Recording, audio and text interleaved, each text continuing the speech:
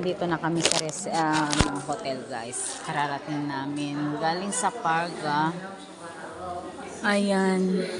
Nagsibayadan na ang mga kasi may tax dito.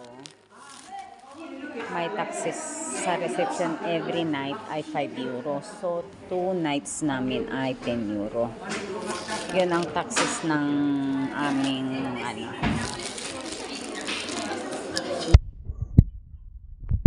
And then, magse 7 o'clock na siya. Ayan, oh.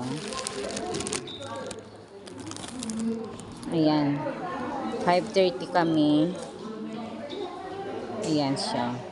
Almost 2 hours ang biyahe namin. 5:30 umalis doon sa kanina.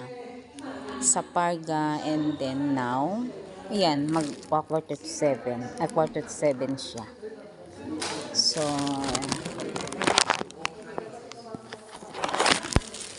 hintay